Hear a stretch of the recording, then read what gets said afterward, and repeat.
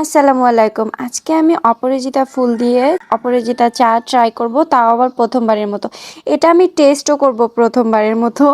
তো আমি সরাসরি চলে গেলাম ছাদে, ছাদ থেকে ফুলগুলো ছিঁড়ে আনলাম। এটা আমি বিকেলের দিকে গিয়েছিলাম ফুল ছিঁড়তে। আপনারা কে কে অপরাজিতা ফুল দিয়ে চা ট্রাই করেছেন অবশ্যই কমেন্টে জানাবেন। এই ফুলটা আমার অনেক পছন্দের, কালারটা জাস্ট ওয়াও লাগে আমার কাছে। চাটা বানানো হয়েছিল আমার পরের দিন সকালে, তাই আমার ফুলগুলা শুকিয়ে গেছে।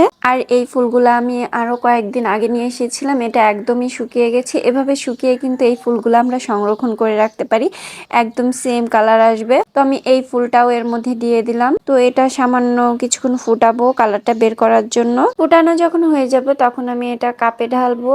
চায়ের কালারটা যেহেতু নর্মাল না, খুবই স্পেশাল, তাই আমি একটু সাইড দিয়ে ডেকোরেশন করে নিয়েছি। আপনাদের কেমন লাগছে অবশ্যই জানাবেন। এখন আমি এর মধ্যে দিয়ে দিব লেবু, এক ফালি লেবু পুরাটা আমি চিপে এর মধ্যে দিয়ে দেব।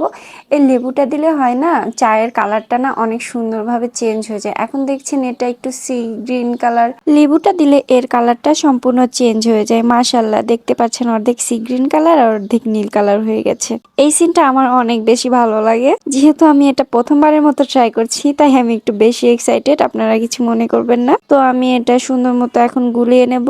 সম্পূর্ণ কালারটা এখন নীল হয়ে যাবে বা বেগুনি হয়ে যাবে, মানে ফুলের মতো কালার চলে আসবে। মাশাআল্লাহ, দেখুন অনেক সুন্দর কালার চলে এসেছে। এখন আমি চাটা ডেকোরেশনের জন্য একটা ফুলের উপরে দিয়ে দিব।